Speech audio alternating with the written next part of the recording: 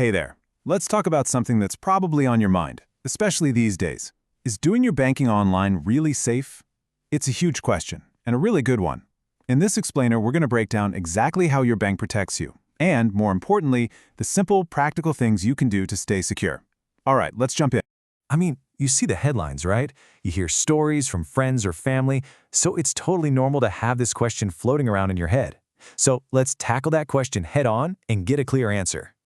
So, the quick answer? Yes, it absolutely can be safe. But, and this is a big but, it all depends on how you do it. The best way to think about it is like a partnership.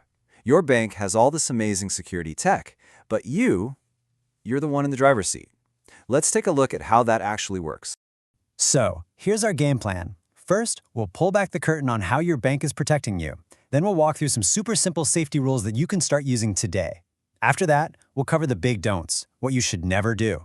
We'll also talk about what to do if something just feels off. And we'll wrap it all up by showing you how to bank with total confidence. Okay, first up, and this is really important, you are not going at this alone. Banks pour a massive amount of money and resources into protecting you.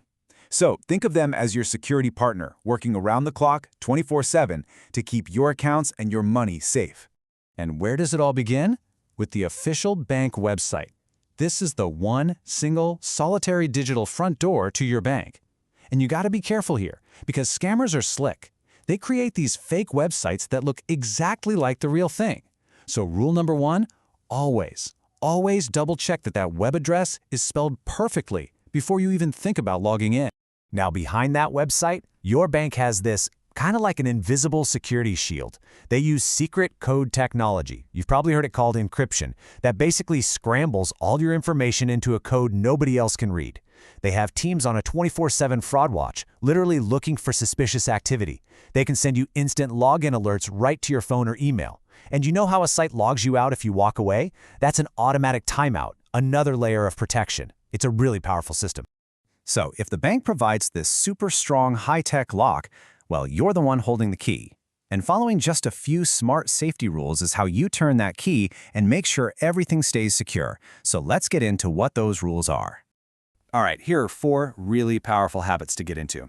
First, your password. It needs to be strong and unique, just for your bank. Think of a short, memorable, maybe even a little weird sentence that only you would know. Second, your Wi-Fi. Always use a secure, private Wi-Fi network, like the one at your home. Never, ever the one at the coffee shop or airport.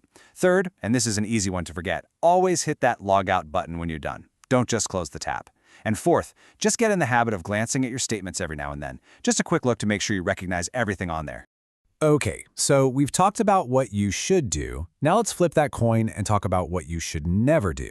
These are the absolute hard and fast rules that will protect you from the most common tricks and scams out there. Here it is, your essential never list. Please burn this into your brain. First, never share your password or PIN with anyone. Seriously, no one from the bank will ever ask for it. Second, never click on links in emails you didn't expect. If you get a message, just open a new window and go to the bank's website yourself. Third, never give out personal info on the phone unless you are the one who made the call to the bank's official number. And last, we've said it, but it's crucial, never use public Wi-Fi for banking. Just don't do it. But what happens when you just get that weird feeling in your gut? You know what I mean? An email looks a little fishy, the website seems off. The most important thing here is not to panic. If you have a plan ready to go, you always stay in control. And here is that plan. It's so easy to remember. Just 3 words. Stop, close, call. That's it. First, stop what you're doing. Don't click another thing. Second, close the website or the app. Just shut it all the way down. And third, call your bank directly. Flip over your bank card, find that number on the back, and use that one. They'll know exactly what to do. So let's bring this all home. When you understand how your bank is protecting you, and you know these simple rules of the road, suddenly it's not so scary, is it? You realize that you're the one in the driver's seat. You are in control of your security. And that is the main takeaway from all of this. It isn't about being some kind of tech expert. It's much simpler than that. You are safe when you follow these straightforward steps. At the end of the day, it's all about your peace of mind.